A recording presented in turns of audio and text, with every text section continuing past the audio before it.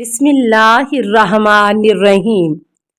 السلام علیکہ یا صاحب العصر والزمان۔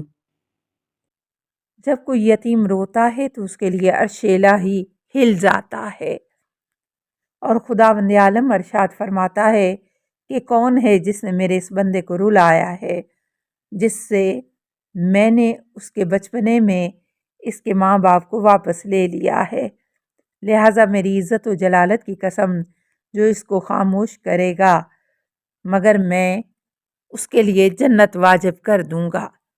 ایک اور روایت میں ہے کہ ایک شخص نے پیغمبر اکرم صلی اللہ علیہ وسلم کی خدمت میں اپنے دل کی سختی کی شکایت کی تو آپ صلی اللہ علیہ وسلم نے فرمایا، اتحب ان یا لینک البکا وتدرکا حاجاتک ارحم الیتیم وامسح راسہ واتممت من طعامک یولنک البکا ویدرک حاجاتک۔ کیا تم چاہتے ہو کہ تمہارے دل نرم ہو جائیں اور تمہاری حاجت پوری ہو جائے؟ اس کے لیے یتیم کے ساتھ مہربانی سے پیش آؤ، اس کے سر پر دست شفقت پھیرو اور اسے اپنے کھانے میں سے کھلاؤ، تو تمہارا دل نرم ہو جائے گا اور تمہاری حاجت پوری ہو جائے گی۔ ائمہ معصومین علیہ السلام کی یتیم نوازیوں کے بے شمار زرین واقعات دامن تاریخ میں محفوظ ہیں۔ جب تک جو کچھ بیان کیا گیا ہے یہ تو مومنین کے اوپر یتیموں کے حق تھے، لیکن بالکل اسی طرح کے حقوق غریبوں اور حاجت مندوں کے بھی ہیں جو سماج کے سرمایہ دار طبقے کے اوپر ہیں، کیونکہ اسلام یہ چاہتا ہے کہ اسلامی معاشرے میں مسلمانوں کے درمیان کوئی فقیر اور غریب باقی نہ رہے، لہٰذا اس نے صاحبان مال و دولت کے کاندھوں پر اس کی ذمہ داری رکھی ہے اور اس کے لیے انہیں زکوٰۃ خرچ کرنے کی اجازت دی ہے۔ پروردگار عالم نے قرآن مجید میں 2 مقامات پر سچے متقی اور پرہیزگاروں کی یہ صفت قرار دی ہے کہ وہ اپنے اموال میں فقیروں اور غریبوں کا ایک حق محفوظ رکھتے ہیں، جیسا کہ سورہ زاریات میں ارشاد ہے، وَفِي أَمْوَالِهِمْ حَقٌّ لِلسَّائِلِ وَالْمَحْرُومِ، اور ان کے اموال میں مانگنے والے اور نہ مانگنے والے محروم افراد کے لیے ایک حق تھا۔ سورہ معارج میں سچے نمازیوں کی تعریف کرتے ہوئے پروردگار عالم نے ارشاد فرمایا ہے، وَالَّذِينَ فِي أَمْوَالِهِمْ حَقٌّ مَعْلُومٌ لِلسَّائِلِ وَالْمَحْرُومِ، اور جن کے اموال میں ایک مقررہ حق معین ہے مانگنے والے کے لیے اور نہ مانگنے والے کے لیے۔ ان دونوں آیتوں میں ایک اہم نقطہ یہ ہے کہ ہم اگر غریبوں اور ضرورت مندوں کی مدد کرتے ہیں تو ہمیں یہ خیال رہتا ہے کہ ہم اپنے مال سے انہیں دے رہے ہیں اور ان پر یہ ہمارا احسان ہے، لیکن ان دونوں آیات میں لفظ حق کے ذریعے یہ بات واضح کر دی گئی ہے کہ سچے مومن وہ ہیں جن کے مال میں ایک حصہ غریبوں کا بھی ہوتا ہے اور وہ حصہ غریبوں کا حق ہے، نہ کہ صاحب مال کا سرمایہ، کیونکہ خداوند عالم کی نظر میں اتنا حصہ اس کا مال نہیں ہے کہ انہیں اس میں تصرف کا حق حاصل ہو، لہٰذا جب وہ اسے فقراء کو دیتے ہیں تو در حقیقت یہ ان کا وہ حق اور قرض ہے جو انہوں نے واپس کیا ہے، نہ کہ اپنے پاس سے کوئی اور چیز دی ہے۔ اور یہ بات طے شدہ ہے کہ جب کوئی شخص کسی کا حق، قرض یا اس کی امانت واپس کرے تو پھر واپس کرنے والے کو احسان جتانے کا حق نہیں ہوتا۔ یہی وجہ ہے کہ قرآن کریم نے متعدد بار لوگوں کو غریبوں کی امداد کرنے کا حکم دینے کے ساتھ ساتھ یہ حکم بھی دیا ہے کہ خبردار ان کے اوپر احسان نہ جتانا۔ سورہ بقرہ کی 24ویں آیت ملاحظہ فرمائیں، یا ایھا الذین آمنوا لا تبطلوا صدقاتکم بالمن والعذا، اے ایمان لانے والو اپنے صدقات خیرات کو غریبوں پر احسان جتا کر اور ان کو اذیت دے کر ضائع نہ کرو۔ خلاصہ، مومنین کو خوش کرنے کا ایک طریقہ یتیموں اور غریبوں کی امداد بھی ہے۔ یتیموں کی سرپرستی اور ان کی مالی، روحانی اور دیگر ضروریات پوری کرنا تمام مسلمانوں کی ذمہ داری ہے۔ مالی امداد سے مراد یہ ہے کہ ان کی غذا، کپڑے، گھر اور تعلیمی ضروریات کو پورا کیا جائے، اور روحانی ضروریات کو پورا کرنے کا مطلب یہ ہے کہ ان میں پیار، محبت اور شفقت کا برتاؤ کیا جائے اور ان کو احترام کی نگاہ سے دیکھا جائے۔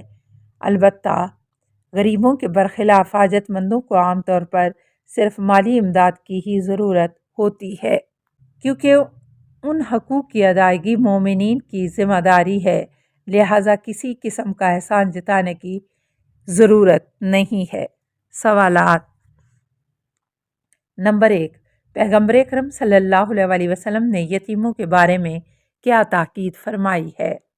نمبر 2، مختصر طور سے بیان کیجیے کہ یتیموں کی سرپرستی کرنے والوں کا انجام اور جزا کیا ہے؟ نمبر 3، یتیموں کی ضروریات کس طرح پوری ہوتی ہیں؟ نمبر 4، یتیم کو خوش کرنے والے سے پروردگار عالم نے کیا وعدہ فرمایا ہے؟ نمبر 5، غریبوں اور یتیموں کی ضروریات کے درمیان کیا فرق ہے؟ نمبر 6، غریبوں کی مدد کرنے کے بعد منت اور احسان جتانا کیوں صحیح نہیں ہے؟ 17واں سبق، عیادت۔ مریضوں کی عیادت اور مزاج پرسی بھی مومنین کو خوش کرنے کا ایک طریقہ اور اسلامی اخلاقیات کا جز ہے۔ بیماروں سے ملاقات کر کے ان کی مزاج پرسی کرنا ضروری ہے اور اس میں کوئی شک و شبہ نہیں ہے، اور اس سے مومنین خوش ہوتے ہیں اور ان میں سے کوئی دو رائے نہیں ہے۔ لیکن ہمیں یہ دیکھنا ہے کہ اسلام نے اس بارے میں کیا کہا ہے اور مومنین کو اس سلسلے میں کیا تاکید کی گئی ہیں، اور تیسرے یہ کہ کسی مریض کی عیادت کے وقت کن باتوں کا خیال رکھنا چاہیے۔ اسلام میں عیادت کے طریقے اور آداب کیا ہیں؟ اس درس میں ہم انہی 3 عنوانات کے تحت بات کریں گے اور اس کی وضاحت کریں گے۔